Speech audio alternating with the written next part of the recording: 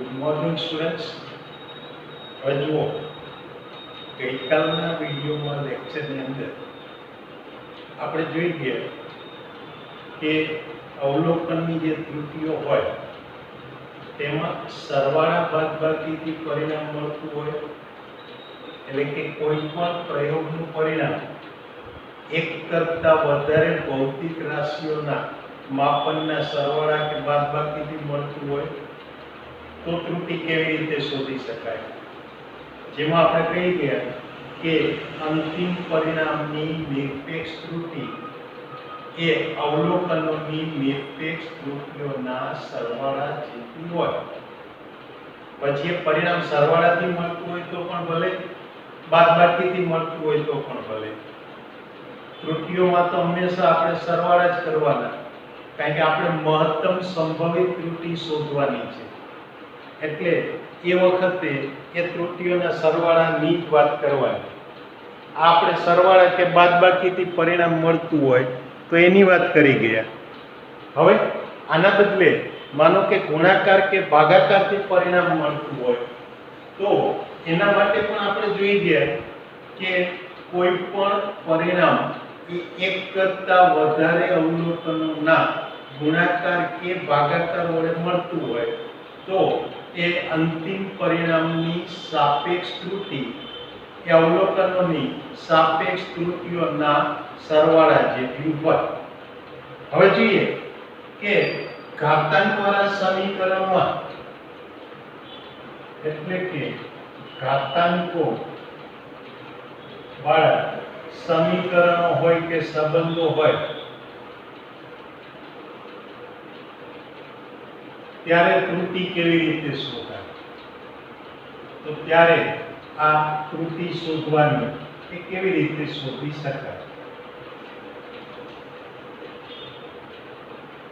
અહીંયા આગળ કોઈ એક ઉદાહરણ લઈએ કે ઉદાહરણ તરીકે માની લો કે કોઈ એક ભૌતિક રાશિ a અહીંયા આગળ આપણને આવી રીતે માનો કે મળતી હોય x⁻³ y⁻², a⁻4 છેદમાં b⁻2 અને c⁻, માની લો કે 3/2. આવા કંઈક સમીકરણથી આપણને આ રાશિ મળે છે. તો હવે આવા કિસ્સામાં મારે ગણતરી કેવી રીતે કરવી, અંતિમ પરિણામની ત્રુટિ કેવી રીતે શોધવી. તો અહીંયા જુઓ, પહેલા તો હું આને આમ લખી શકું a બરાબર x નો ઘન y નો સ્ક્વેર a ની 4 ઘાત b ની -2 ઘાત અને c ની -3/2 ઘાત. ચલો હવે આને લખવા જઈશ તો આ x ગુણ્યા x ગુણ્યા x, એટલે કે x નો 3 વખત ગુણાકાર થયો. તો એ રીતે અહીંયા આગળ y લેવા જઈશ તો y ગુણ્યા y વર્ગ છે એટલે 2 વખત થાય. એ જ રીતે આ a જે છે એ 4 વખત ગુણાકાર થાય. તો અહીંયા b ની ઋણ ઘાત છે પણ હું આમ લખી શકું b⁻1 અને b⁻−1. એમ અહીંયા આગળ c માટે હું લખી શકું c⁻1 અને c⁻−1 અને -1/2. એટલે આ રીતે આપણે આમ લખી શકીએ. ચલો હવે જુઓ, આ તો આપણા માટે સાદા ગુણાકાર કે પેલાની વાત થઈ ગઈ, અને સાદા ગુણાકારની વાત થઈ તો હું આમ કહી શકું કે ડેલ્ટા a/a બરાબર ડેલ્ટા x/x. પાવર તો કેટલી વખત આવશે? 3 વખત, એટલે 3 * ડેલ્ટા x/x. મારે તો શું કરવાનું છે? ગુણાકાર હોય એટલે સાપેક્ષ ત્રુટિ એ અંતિમ અવલોકનની સાપેક્ષ ત્રુટિઓને સરવાળા. તો અહીં x ની પદ આપણી પાસે સૂત્રમાં 3 વખત છે માટે x ને કારણે જે સાપેક્ષ ત્રુટિ ઉમેરાય એ 3 વખત ઉમેરાય એટલે હું 3 ડેલ્ટા x લખી શકું. ચાલો એ જ રીતે y નો વર્ગ છે એટલે કે y ને કારણે જે ત્રુટિ ઉમેરાય એ 2 વખત ઉમેરાય એટલે 2 ડેલ્ટા y લખાય. તો એ પ્રમાણે અહીંયા આગળ a ને કારણે તમે જુઓ તો a ની કેટલી 4 ઘાત છે એટલે 4 વખત એ ઉમેરાશે એટલે 4 ગુણ્યા ડેલ્ટા a લખાય. એમ આની -2 ઘાત છે એટલે -2 ડેલ્ટા b લખાય. તો આની -3/2 ઘાત છે એટલે -3/2 ડેલ્ટા c લખાય. એટલે આનો અર્થ એ કે આના ઉપરથી હું કહી શકું કે કોઈ પણ સૂત્ર કે સમીકરણમાં કોઈ ભૌતિક રાશિનો જે ઘાત હોય એટલી વખત એના માપનને કારણે અંતિમ પરિણામમાં ત્રુટિ ઉમેરાય. એટલે મારે એના ઘાતાંક વડે એની સાપેક્ષ ત્રુટિઓને ગુણતું જવું પડે અને પછી એ સાપેક્ષ ત્રુટિઓના સરવાળા કે બાદબાકી લેવું. તો આના પરથી આપણે આ પ્રકારે લઈ શકીએ. જો આને કોઈ એક ઉદાહરણ લઈને સમજીએ, કોઈ એક દાખલો ગણીએ અને એનાથી સમજીએ તો માની લો કે કોઈ એક પ્રયોગ જે છે એ પ્રયોગમાં પદાર્થનું કદ ચલનું કદ શોધવાના પ્રયોગમાં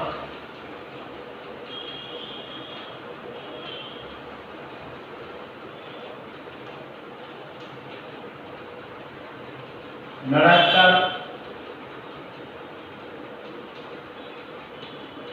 ની લંબાઈ L લંબાઈ 2 ± 0.1 મીટર અને ત્રિજ્યા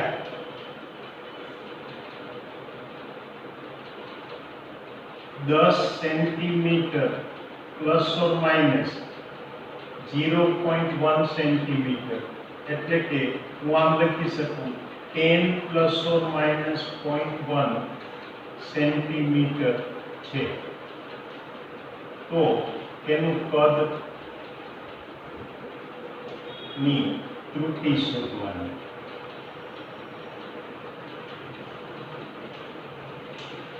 તો હવે જુઓ કે અહીંયા આપણે કહી શકીએ કે નળાકારનું કદ નળાકારનું કદ b બરાબર શું લખી શકાય તો કે પાઈ r² એટલે r છેદનું ક્ષેત્રફળ ગુણ્યા લંબાઈ. એટલે પહેલા તો મારે અહીંયા કદ શોધી લેવાનું આવે. ચલો આ મને કદ માટેનું સૂત્ર મળે તો આના પરથી હવે હું કહી શકું કે કદની સાપેક્ષ ત્રુટિ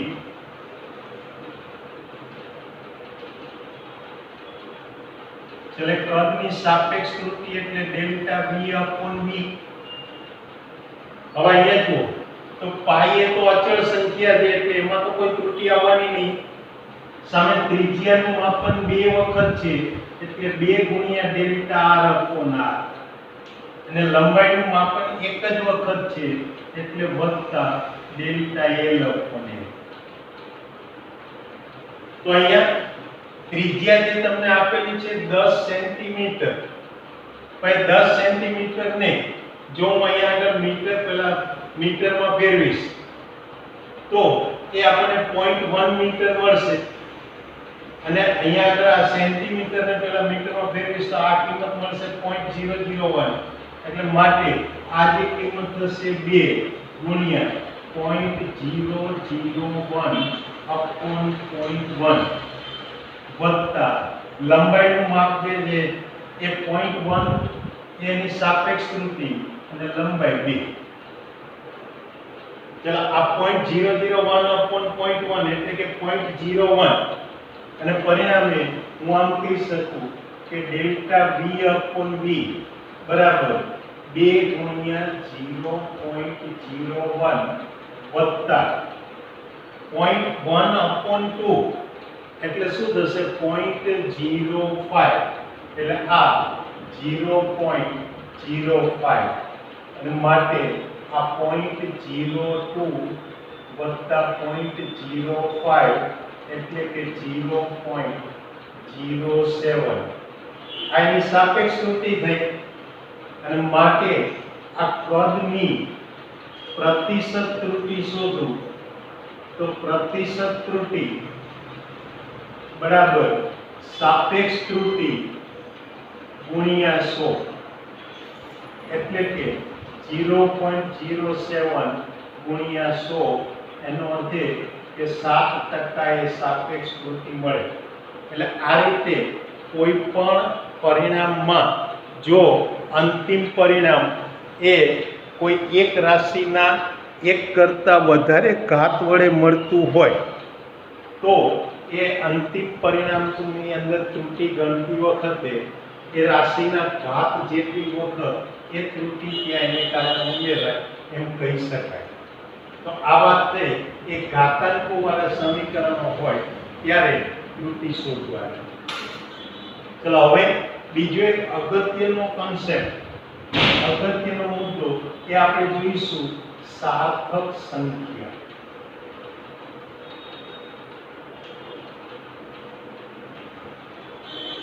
કારણ કે મિત્રો આપણે જ્યારે ફિઝિક્સમાં પ્રેક્ટિકલ કરતા હોય તો જુદી જુદી ભૌતિક રાશિઓ જુદી જુદી ચોકસાઈથી માપતા હોય.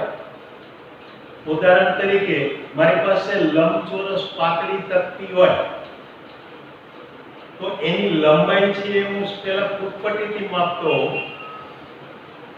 પહોળાઈ કદાચ હું વર્નિયર કેલિપર્સથી માપતો હોઉં અને એની જે જાડાઈ છે એ માઇક્રોમીટર સ્ક્રૂથી માપતો હોઉં.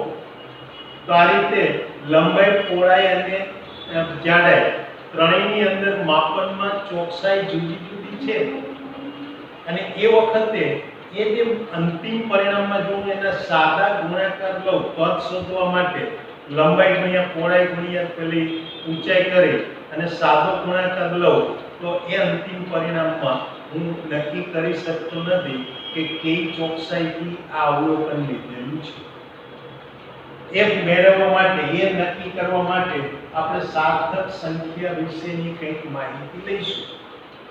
તો સાર્થક સંખ્યામાં શું થાય જુઓ, માની લો કે આ તમારી પાસે આ કોઈ એક ફૂટપટ્ટી છે, અહીંયા 5 સેન્ટીમીટર છે, આ 6 સેન્ટીમીટર. ચલો અહીંયા આગળ લો તો આ જે માપ છે એ 5.5 સેન્ટીમીટર.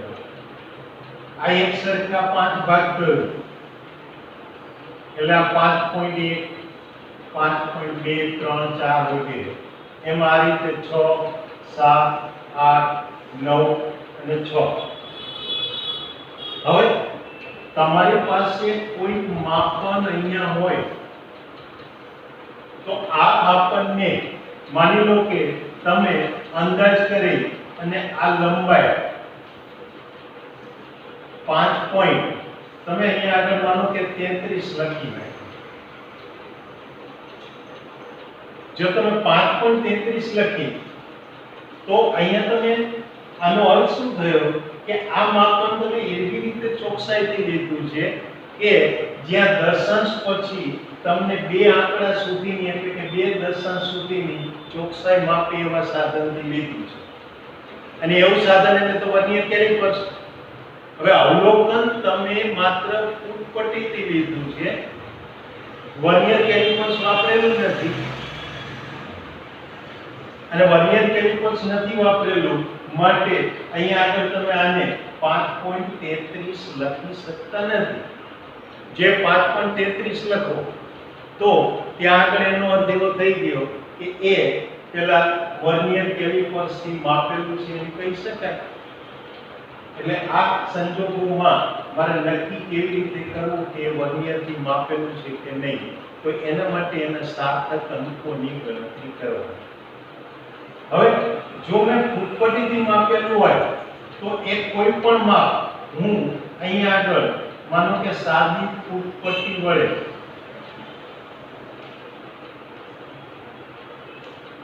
જે માપન છે એમાં લંબાઈની કિંમત હું અહીંયા 5.3 સેન્ટીમીટર લખું, એનો અર્થ એ કે 5 સેન્ટીમીટર સુધી તો એ માપની અંદર મને કોઈ શંકા નથી. 5 સેન્ટીમીટર કરતા તે ઓછું છે જ નહીં, એટલે 5 સેન્ટીમીટર એ તો ચોક્કસ માપ થયું. પણ જ્યારે 0.3 સેન્ટીમીટર લો તો એ માપ 0.2 સેન્ટીમીટર એટલે 5.2 સેન્ટીમીટર કરતા કંઈક વધારે પણ હોઈ શકે કે 5.3 સેન્ટીમીટર કરતા સહેજ ઓછું અથવા તેના કરતા સહેજ વધુ પણ હોઈ શકે. એટલે આ માપ એ 5.2 કરતા ઓછું નથી એ નક્કી થાય, તો 5.2 થી વધુ પણ છે, ઓછું પણ હોઈ શકે, એ નક્કી થઈ શકતું નથી. એટલે 5 એ ચોક્કસ અંક છે. આનો અર્થ એવો થયો કે આ સંખ્યા 5.3 સેન્ટીમીટરમાં 5 એ મને ચોક્કસ અંક મળે છે, જ્યારે 3 એટલે કે 0.3 એ ચોક્કસ નથી, પણ એનો કંઈક એનો અર્થ છે, એનું મહત્વ છે કે મેં 5.3 લખ્યું એટલે કે આ 5.2 કરતા વધારે છે, એટલે 5.3 ની નજીક છે, એટલે 5.3 કરતા થોડું ઓછું પણ હોઈ શકે, થોડું વધારે પણ હોઈ શકે. તો અહીંયા આવા સંજોગોમાં આ 3 એ આપણા માટે અચોક્કસ છે, પણ એનું કંઈક મહત્વ છે, અર્થપૂર્ણ છે. એનો અર્થ એ કે આ સંખ્યામાં અમુક અંક એટલે કે એક અંક એ ચોક્કસ છે અને છેલ્લો એક અંક એ અચોક્કસ પણ અર્થપૂર્ણ છે. તો આવા અંકોથી બનતી સંખ્યાને સાર્થક સંખ્યા કહેવાય. એટલે કે જે સંખ્યા ચોક્કસ અંકો તેમજ એક અચોક્કસ પણ અર્થપૂર્ણ અંક વડે બનતી હોય એવી સંખ્યાને સાર્થક સંખ્યા કહેવાય. ફરીથી શું કહ્યું મેં કે જે સંખ્યા બધા ચોક્કસ અંકો તેમજ એક અચોક્કસ પણ અર્થપૂર્ણ અંક વડે બનતી હોય એવી સંખ્યાને સાર્થક સંખ્યા કહેવાય. માટે મારે વ્યાખ્યા લખીએ શું લખાય કે જે સંખ્યા એક સિવાયના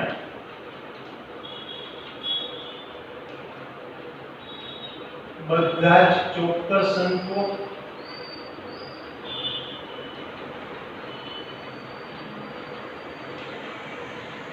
તેમજ એક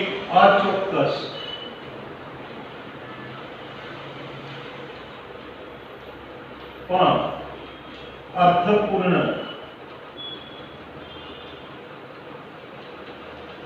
અંક વડે બનતી હોય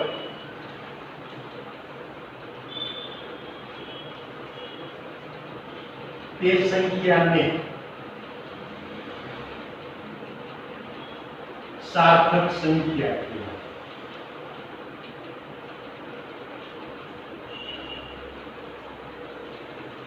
આ સાર્થક સંખ્યાની આપણી પાસે કઈ વ્યાખ્યા મળે.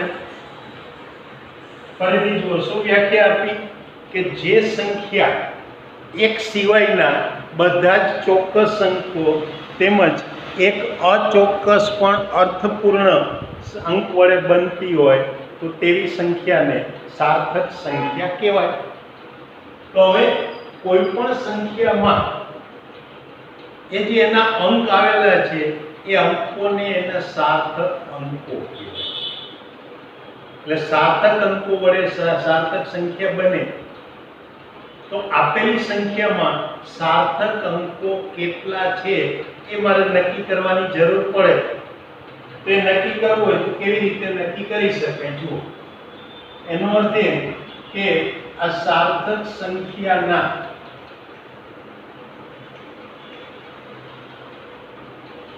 સાર્થક અંકો એ નક્કી કરવાના નિયમો, એના કંઈક મારી પાસે નિયમો મળે. એ બધા નિયમો શું હોઈ શકે એ જોઈએ.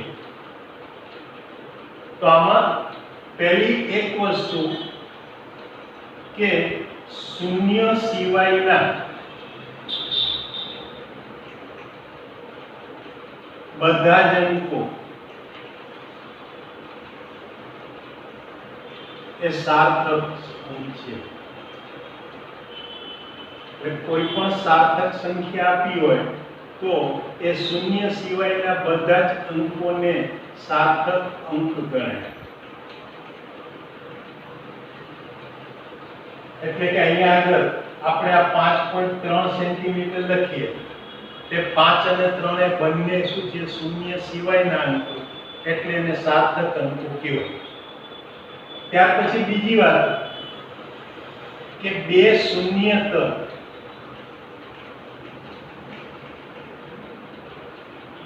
શૂન્યતર અંકો વચ્ચે આવેલા શૂન્ય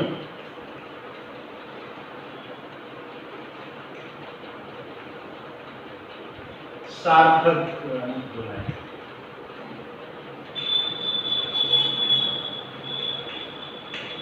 દાખલા તરીકે અહીંયા તમે જુઓ તો હું આવી રીતે કંઈક સંખ્યા લખું 200.03 તો આમાં સાર્થક અંક ગણવા જઈએ તો આ બે તો સાર્થક છે જ, 3 પણ સાર્થક છે, પણ આ વચ્ચેના બધા જીરો એ પણ સાર્થક છે। એટલે કે આમાં સાર્થક અંક જે છે એ સાર્થક અંકો કેટલા છે તો કે અહીંયા 3 ને 2 5, કારણ કે આમાં વચ્ચે શૂન્ય છે ખરા પણ એ બે અશૂન્ય સંખ્યાઓની વચ્ચે છે એટલે શૂન્યતર સંખ્યાની વચ્ચે। શૂન્યતર સંખ્યા એટલે કે જે શૂન્ય ના હોય એવી સંખ્યા। ખ્યાલ આવ્યો?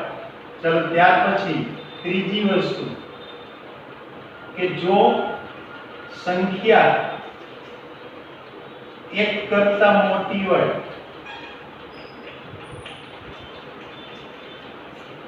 તો તેમાં આવેલા બધા જ અંકો એટલે શૂન્ય સહિતના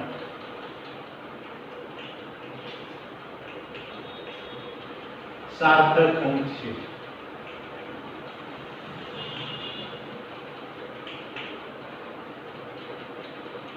બરાબર? પણ અહીંયા આગળ જો સંખ્યા એક કરતા નાની હોય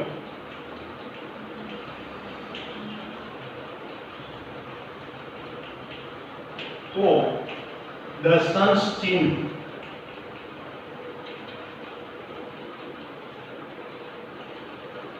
અને શૂન્યતર સંખ્યા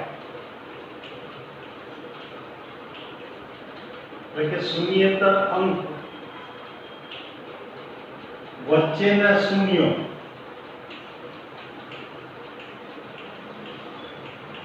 સાર્થક નથી।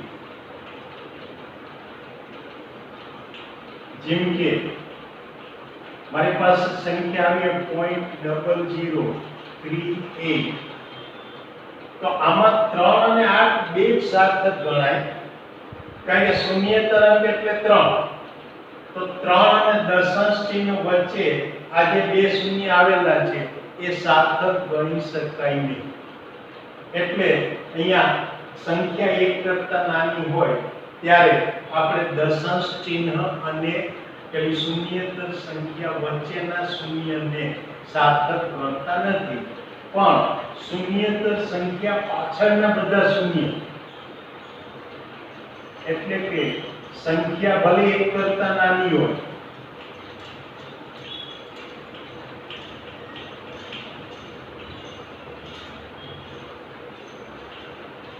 તો પણ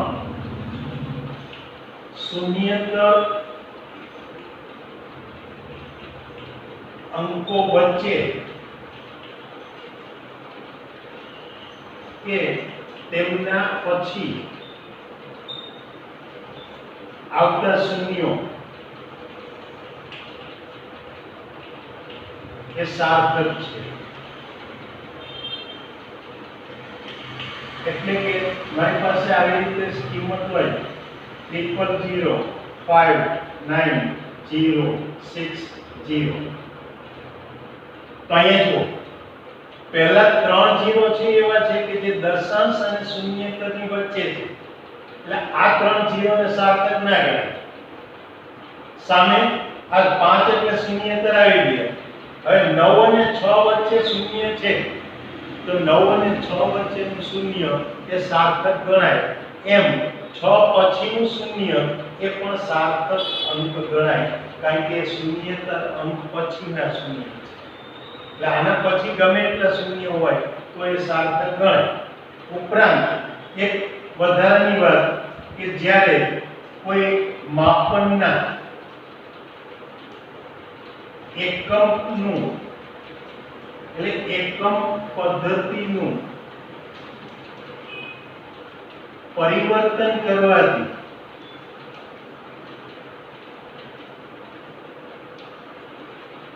દાખલ કરતા શૂન્ય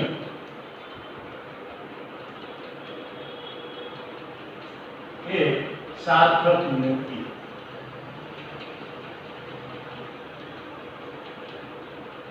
માની લો કે મેં માપ લીધેલું છે 2.7 સેન્ટીમીટર, તો આમાં સાર્થક અંક 2 જ છે।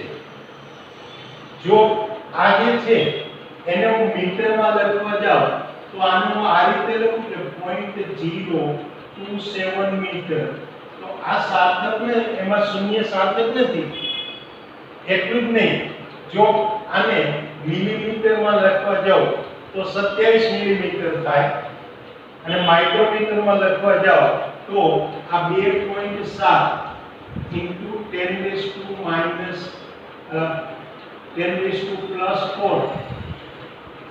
1 સેન્ટીમીટરના માઇક્રોમીટર કેટલા થાય 10⁴। તો એવી વખતે આ જે કિંમત છે એ 27000 માઇક્રોમીટર થયા। તો આમાં એકમ પરિવર્તન મેં કર્યું સેન્ટીમીટરમાંથી માઇક્રોમીટર, તે વખતે આ 27000 માઇક્રોમીટર અવલોકન થયું, તેમાં પાછળના જે 3 શૂન્ય ગણા ઉમેરાય એ સાર્થક ગણાય નહીં। એનો અર્થ એ કે આપેલા શૂન્ય એ સાર્થક છે કે નહીં એ નક્કી કરવા માટે મારે ધ્યાનમાં લેવું પડશે કે અવલોકન કેટલી ચોકસાઈવાળા સાધનથી માપવામાં આવેલું છે। તો એના ઉપરથી હું એક વ્યવહારિક રીતે ત્યાં આગળ ધ્યાનમાં લઈ અને સાર્થક અંકો નક્કી કરી શકું। બરાબર, એટલે આ મારે અહીંયા આગળ સાર્થક અંકો નક્કી કરતી વખતે આ વસ્તુ ધ્યાનમાં રાખવી પડે। તો આ થઈ સાર્થક સંખ્યા નક્કી કરવા માટેના નિયમો। તો હવે જો ઝડપથી જોઈ જાઓ કે આ પહેલા આપણે શું જોયું કે કોઈ પણ પરિણામ એ આપણા સૂત્રમાં એક કરતા વધુ રાશિઓના ઘાતાંકો એક કરતા વધુ હોય તો અંતિમ પરિણામની ત્રુટિ કેવી રીતે મળે। તેમાં આપણે શું કહ્યું કે અંતિમ પરિણામની ત્રુટિમાં જે રાશિની જેટલો ઘાતાંક હોય એટલી વખત એને કારણે મળતી ત્રુટિ ઉમેરાય। ઘાત 2 હોય તો એ ત્રુટિ એની 2 વખત ઉમેરાય, ઘાત 5 હોય તો ત્રુટિ 5 વખત, એને ધ્યાનમાં રાખી અને અંતિમ પરિણામની ત્રુટિ નક્કી કરાય। તો બીજી વસ્તુ આપણે જોઈ કે સાર્થક સંખ્યા કોને કહેવાય, એટલે કે એવી સંખ્યા કે જેમાં એક સિવાયના બધા ચોક્કસ અંકો હોય અને એક અચોક્કસ પણ અર્થપૂર્ણ હોય, તો એવી સંખ્યાને સાર્થક સંખ્યા કહેવાય અને એમાં આવેલા બધા અંકોને સાર્થક અંકો કહેવાય। અને સાર્થક અંક નક્કી કરવા હોય તો એના નિયમો આપણે કંઈક જોઈ ગયા। ઝડપથી જોઈએ તો પહેલું કે શૂન્ય સિવાયના બધા અંકો સાર્થક, પછી શૂન્ય સિવાયની કોઈ પણ 2 અંક વચ્ચે આવેલા બધા શૂન્ય સાર્થક, સંખ્યા 1 કરતા મોટી હોય તો એમાં આવેલા બધા જ શૂન્ય, પછી એ સંખ્યા શૂન્યતાની વચ્ચે હોય તો ભલે, છેડે હોય તો ભલે, એ સાર્થક કહેવાય। સંખ્યા 1 કરતા નાની હોય તો દશાંશ ચિહ્ન અને શૂન્યતર વચ્ચેના શૂન્ય સાર્થક ના કહેવાય, પણ શૂન્યતર પછીના બધા શૂન્ય કે શૂન્યતર વચ્ચેના શૂન્ય એ સાર્થક કહેવાય. અને ત્યાર પછી એમ કહીએ કે જ્યારે માપનમાં એકમ પદ્ધતિનું પરિવર્તન કરીએ તો એને કારણે જે શૂન્ય ઉમેરાય એ શૂન્ય સાર્થક ગણાતા નથી. અને માટે આ ગૂંચવાડ ઓછો થાય અથવા તો ન થાય એટલા માટે આપણે અવલોકનોને વૈજ્ઞાનિક પદ્ધતિથી એટલે કે એક આંકડા પછી દશાંશ ચિહ્ન રાખી અને 10ની ઘાતમાં દર્શાવતા હોઈએ છીએ. તો આ તે સાર્થક અંકો નક્કી કરવાની વાત. હવે આવતી વખતના પીરિયડમાં આપણે જોઈશું કે આ સાર્થક અંકોના ગુણાકાર, ભાગાકાર કે સરવાળા બાદબાકી આ કરવાથી એ અંતિમ પરિણામ ઉપર શું અસર પડે, કેવી રીતે કરી શકાય એ નિયમ કરી જોઈશું. કારણ કે કોઈ પણ અવલોકન લઈએ તો પ્રયોગના પરિણામે તો કોઈ એક કરતાં વધુ રાશિઓના સરવાળા, બાદબાકી, ગુણાકાર કે ભાગાકારથી મળતું હોય. તો હવે એમાં અંતિમ પરિણામના સાર્થક અંક કેટલા લેવા એ નક્કી કરવા માટેના આપણી પાસે નિયમો મળશે અને એ નિયમો આવતી વખતના પીરિયડમાં આપણે જોઈશું. ત્યાં સુધી રજા લઈએ. ગુડ બાય, આવજો.